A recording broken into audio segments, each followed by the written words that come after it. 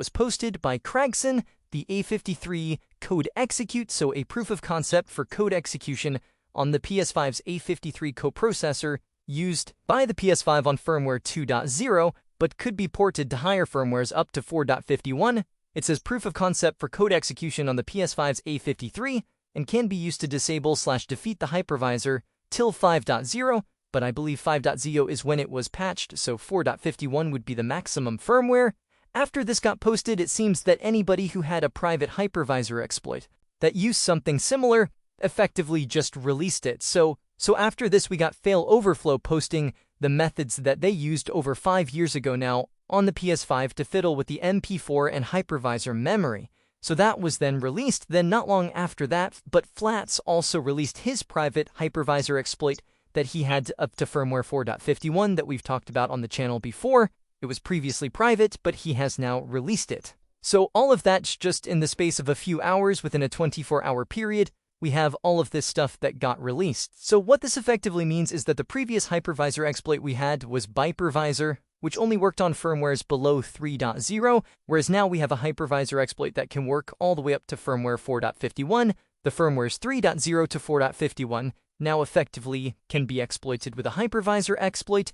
Now, the difference between that and what we've had previously up to 4.51 on those firmwares is that we've had to use kstuff like we do on most jailbroken firmwares, is that we have to use kstuff as a workaround for the hypervisor, and it works pretty well, but it does have a performance impact, which is why we need to disable kstuff when we're running our, game dumps to get better performance and faster loading times, because kstuff has a performance impact, and it also slows down the system in general as it is running in the background, and it also has some stability issues too. So now instead of using kstuff, you'll be able to load a hypervisor exploit on firmwares 3.0 to 4.51, and those downsides will be removed. So generally, you'll have a faster, more responsive jailbreak on 3.0 to 4.51, and it should also be more stable, depending on whether there's any instability in the hypervisor exploit itself, but providing there isn't, it should generally be more stable as well. So that's what you can look forward to on those firmwares. And of course, the other big thing you'll be able to do is load Linux, as of course Failoverflow did say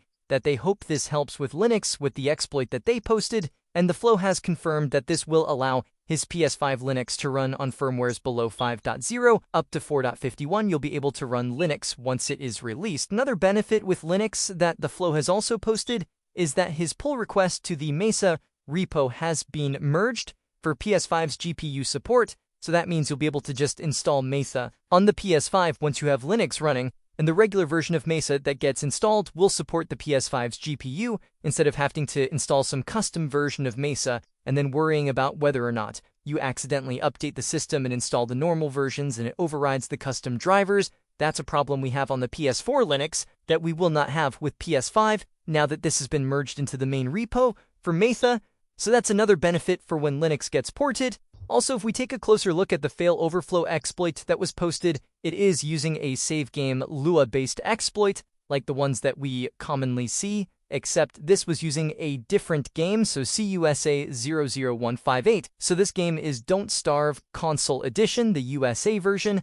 So interesting to see that they used a different game to the games that we commonly see for loading the Lua-based exploits, like the Japanese games, and of course Star Wars Racer Revenge and Okagi Shadow King. For the Mastercore exploit, we now have another game added to that list of games that can load save-based exploits. Now another big release we got was Luacore version 2.0 from Gejina.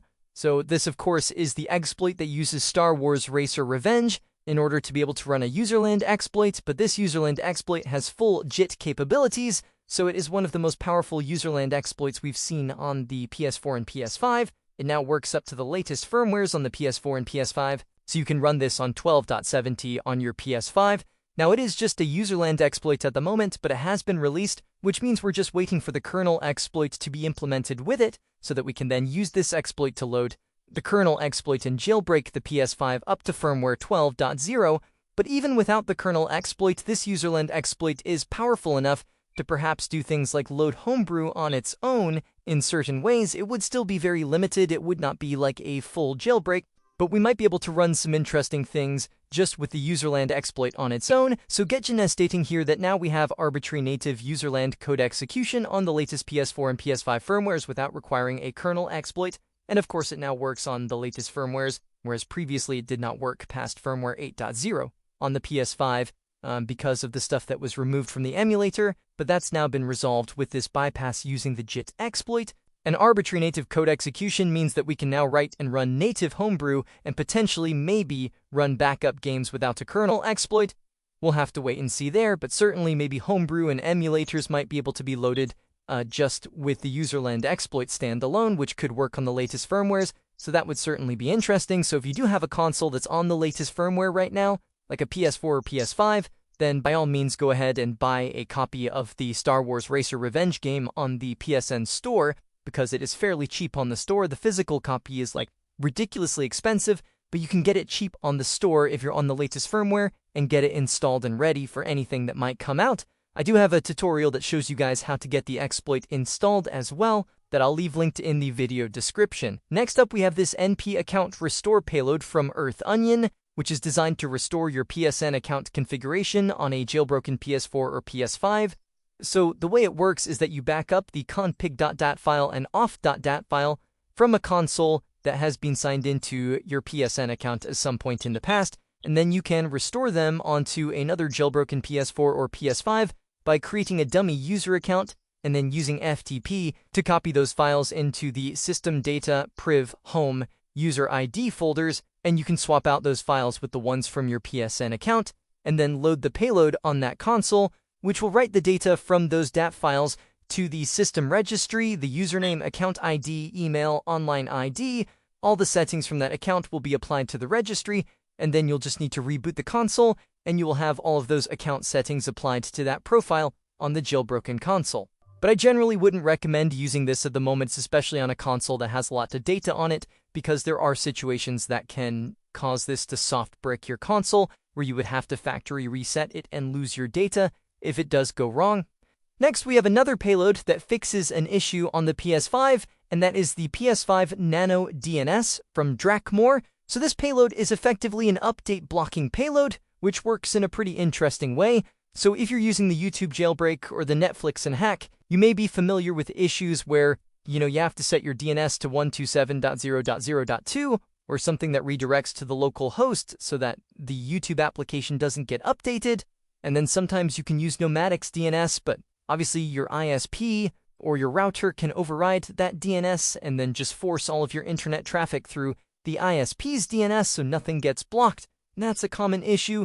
So something like this resolves that problem. The idea is that you set your DNS server to 127.0.0.1. That way the internet is effectively blocked whenever you're not running the jailbreak. And then when you run the jailbreak, you have this nano DNS payload get loaded as one of your auto-load payloads. Once the jailbreak is loaded, you have an auto-load this payload, and then it effectively runs what appears to be a local proxy server that then allows the internet traffic through so that you can then connect to the internet, but it also blocks the update links so that you will not receive system updates on your console. There's even a config file that can be edited or that's written to the console with this payload where you can add other domains that you want to block.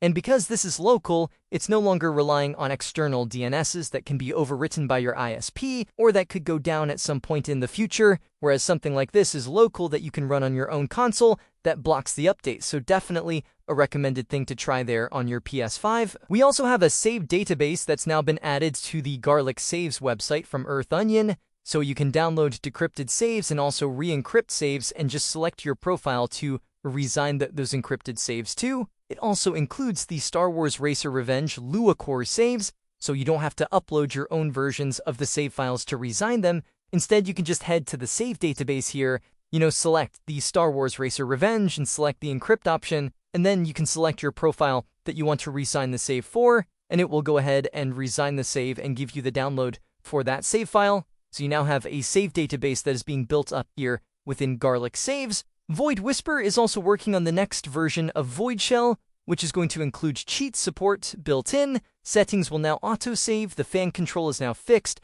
There's a view and edit INI text JSON field from within the file commander, which is awesome. So you'll be able to just open those particular text files and be able to edit them directly. You also have Home Assistant integration. That'll be interesting. Also option to upload package to the data folder ext1 or USB 0 and UI improvements. We see a screenshot here showing the ability to also close the game from the web panel as well now, so you can launch games, and then you'll also be able to close the games, and the cheats will also be implemented in there in a future version.